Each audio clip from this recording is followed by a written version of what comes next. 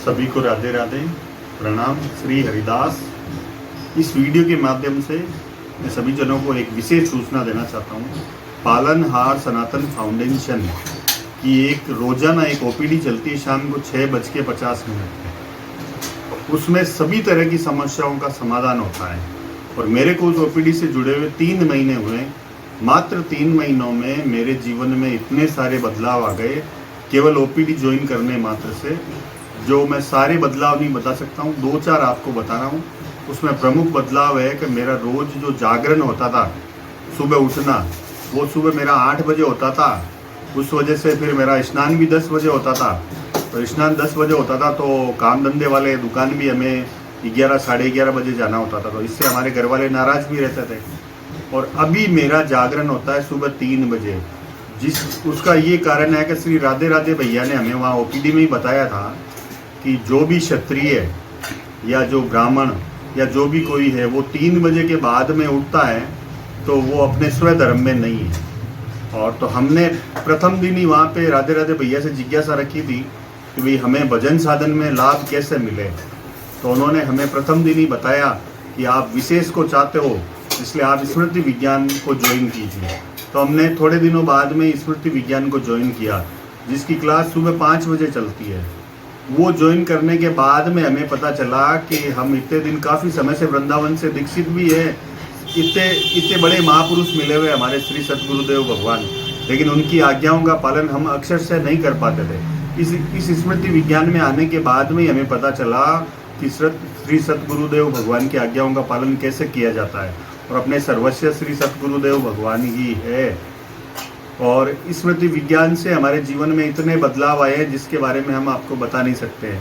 उसमें राधे राधे भैया ने ऐसे ऐसे विज्ञान बताए, ऐसे ऐसे हमें चर्चाएं की है, जिससे कि अपन जो पर चर्चा करते हैं या जो पर निंदा करते हैं उसका कितना बड़ा अपराध होता है।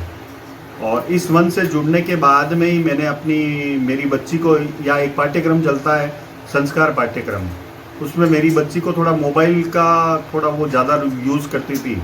तो हम घर वाले उससे परेशान भी थे तो भाई उसकी आज एज 15.5 साल है और वो दिन भर ही मोबाइल हाथ में रखती थी। तो उससे उसके दादा और हम भी परेशान थे। तो उसको राधे राधे भैया को कहने पे उनसे हमने जिज्ञासा रखी थी कि बच्ची के लिए क्या करें। तो उन्होंने संस्कार पाठ्यक्रम के बारे में हमें बताया था। तो बच्ची को डालते ही पहले दिन ही उसका ये रिजल्ट आया कि मैंने उसके ललाट पे तिलक देखा था जैसा मैं निकालता हूँ।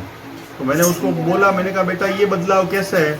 तो उसने मेरे को धीरे से कहा था कि हमारे राधे राधे भैया ने कहा है कि बिना तिलक का ललाट देखते हैं तो वो देखना ही अपराध होता है। और उसके बाद में हमारे घर में इतना अच्छा माहौल हो गया है, इतना अच्छा बदलाव हो गया है कि हम कोई भी तरह की चर्चा करते हैं ना, तो उसमें हमारी बच्ची हमें समझाती है, नहीं पापा हमें ऐसे नहीं ऐसे करना है। और इस ओपीडी के माध्यम से मेरे द्वारा कम से कम आज ओपीडी में 20-30 जने मेरे घर परिवार के मेरे यार दोस्त जुड़े हुए हैं। और उसमें एक भी ऐसा नहीं है जिसको लाभ ना हुआ हो। यहाँ से सबको विशेष लाभ हुआ। जैसे एक मेरे ताऊ जी की बहन है, ताऊ जी की बच्ची है, उनको 15 दिन से जुकाम चल रहा था।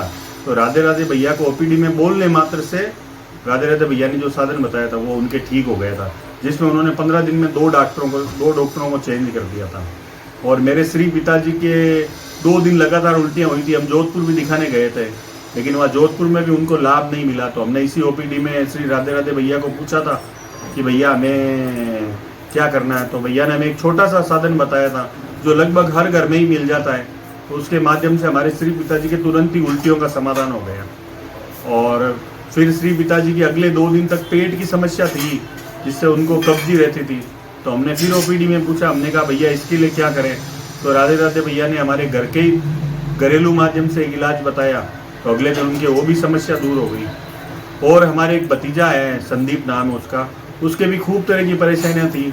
तो श्री राधे राधे भैया के द्वारा ही बताने माध्यम से हमारे घर में काफ़ी समस्या कम हो गई। और आज मेरे सहित हमारे परिवार के लोग, जैसे